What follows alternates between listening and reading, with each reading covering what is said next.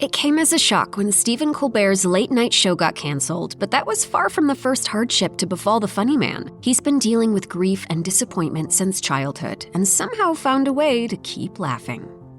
Stephen was the youngest of 11 children in a large Catholic family. His father, James Colbert Jr., worked as an immunologist and later the vice president of academic affairs at the Medical University of South Carolina starting in 1969. On September 11, 1974, his father had to make a short flight from Charleston to Charlotte, North Carolina with two of Stephen's brothers, Peter and Paul. Despite the flight being quite short, disaster struck for Eastern Airlines Flight 212. Just a few miles short of the plane's destination, it crashed into a cornfield. Fog could certainly have played a role, but reports have suggested the pilots weren't paying as much attention as they should have. The National Transportation Safety Board noted, the flight crew's lack of altitude awareness at critical points during the approach due to poor cockpit discipline and that the crew did not follow prescribed procedure. Out of the 82 people on board the flight, 69 died, including Stephen's dad and two brothers. Stephen was only 10 years old at the time. The tragedy had an immeasurable impact on his family. His mother, previously a homemaker, began running a bed and breakfast. Her youngest was there to comfort her. In 2019, Stephen told Anderson Cooper, "It became a very quiet house and very dark,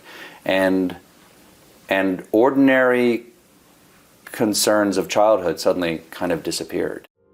Not long after the plane crash, Stephen's mother moved the family to another town, so he also became separated from his friends. Still grieving in a new environment and with a new normal, Stephen understandably had a hard time making friends. As an adult, he told the Post and Courier, "Nothing made any sense after my father and my brothers died. I kind of just shut off." Stephen's grades dipped. He didn't see much of a point in studying anymore, although he didn't lose his curiosity. Stephen still read voraciously. When he was 13, he fell in love with The Lord of the Rings and became a lifelong fan. It's a passion that's continued to be an integral part of his comedy. In 2021, he performed a Lord of the Rings-themed rap that blew up online, showing how nerdiness isn't just a phase, but a way of life. Young Stephen also discovered yet another lifelong passion, comedy. Instead of staying immersed in his grief, Colbert turned toward humor, even getting voted wittiest in his class in high school. He did theater in high school and met improv legend Del Close, who inspired him to consider becoming a comedic performer. That led him to Chicago, where he took classes at Second City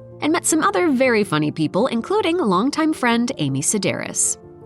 Everyone's spiritual journey is different. Some find great solace in religion, while others are perfectly content leading lives without a belief in a higher power. Like many, Stephen Colbert has done both. He has spoken about how heartbreaking it was not to believe in God for a while after being raised in his Catholic household. When Colbert went off to college at Northwestern University, he basically embraced atheism. That was particularly hard for him because he wanted to believe in a universe where he would be reunited with his father and brothers, but simply didn't see how that was possible. Not exactly a comforting thought. Colbert reconsidered his stance when he was 22 years old. On The Spiritual Life in July 2025, he told a story of walking through Chicago when he was handed a small booklet filled with psalms. He found a passage about anxiety and how worrying won't change anything. And the phrase, "it spoke to me," came to mind. There was no effort in reading it.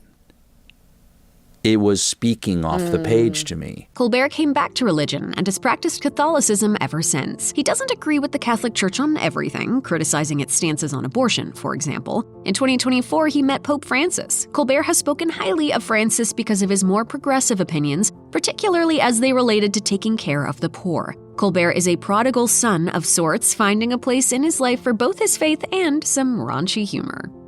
Success isn't guaranteed in any field, but it's particularly tough to make it in comedy. Colbert struggled with immense anxiety. He revealed to Rolling Stone that he took Xanax, but that it had more of a numbing effect than anything else, saying, "I realized that the gears were still smoking. I just couldn't hear them anymore. But I could feel them. I could feel the gearbox heating up and smoke pouring out of me." This would have been around 1993. Colbert hadn't had any huge successes yet and was still performing at Second City. He also married Evelyn McGee that year. His wife was the breadwinner while he was at home during the day and working nights. He recalled going to perform in shows and curling up in a ball backstage, only to feel completely fine when he was actually on stage performing. That's when he realized what a gift performing was for him and how he needed to keep at it. He said, "Creating something is what helped me from just spinning apart like an unweighted flywheel, and I haven't stopped since." Colbert finally landed his first TV gig in 1996 on The Dana Carvey Show. The infamous sketch show only got 8 episodes, but it proved he was on the right path.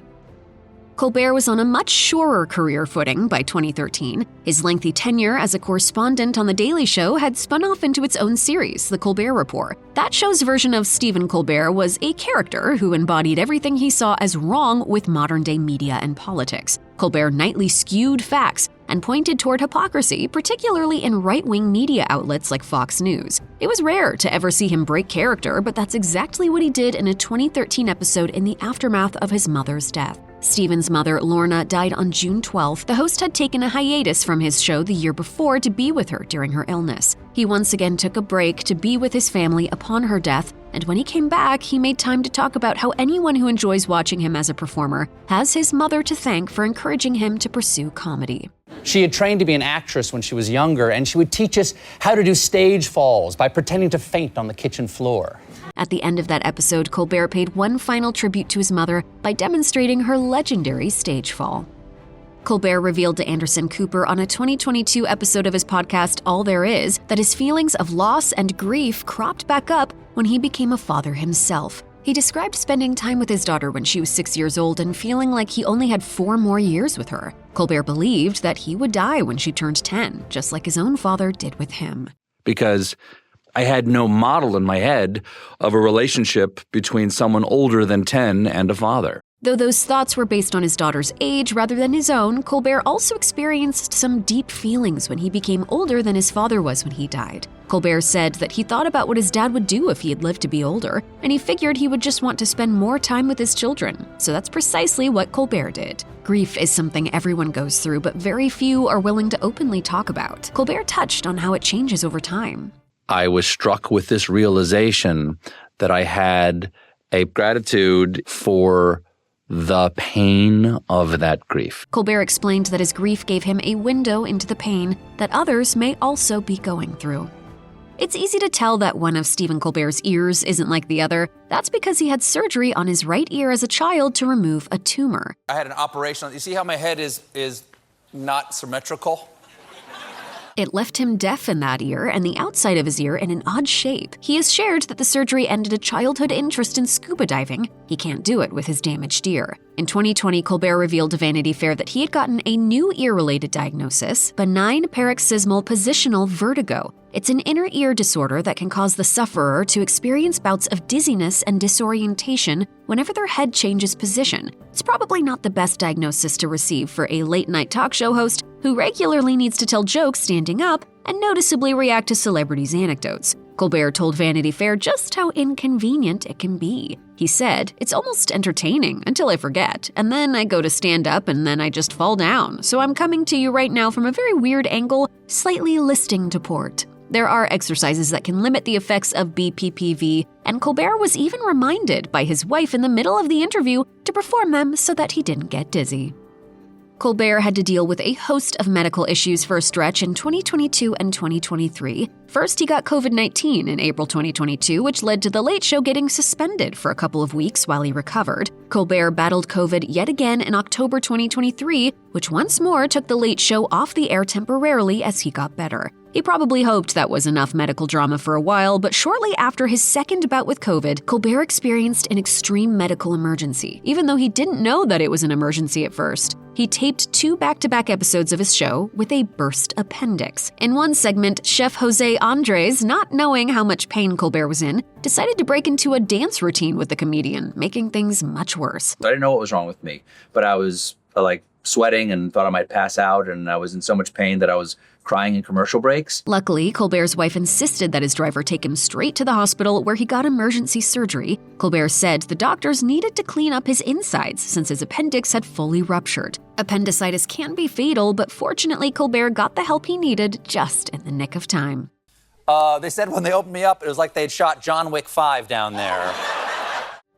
The Late Show has been on the CBS weeknight schedule since 1993. David Letterman hosted it for 22 years, handing over the reins to Stephen Colbert in 2015. In July 2025, CBS announced that it was not just taking Colbert off the air in May 2026, but dumping the whole Late Show franchise too. This was despite Colbert having been at the top of the network late-night ratings for years. CBS explained that the cancellation was for economic reasons, citing declining advertising revenue and high costs. But fans didn't think that was the whole story. A few weeks before the announcement, CBS and its parent company, Paramount, reached a $16 million legal settlement with President Donald Trump over the editing of a 60 Minutes interview with his 2024 election opponent, Kamala Harris. Colbert, who has often been critical of Trump on his show, called the settlement a big fat bribe. In their own words, the lawsuit was completely without merit. A further complicating factor was Paramount was trying to close a merger with Skydance Media. Not only did the merger require the approval of the Trump administration, but Skydance is also owned by the family of Trump-supporting billionaire Larry Ellison. It appeared Trump was pleased with Colbert's cancellation. He posted on Truth Social, "I absolutely love that Colbert got fired. His talent was even less than his ratings." Paramount did eventually get approval for its Skydance merger, but the move angered lots of people, including Letterman.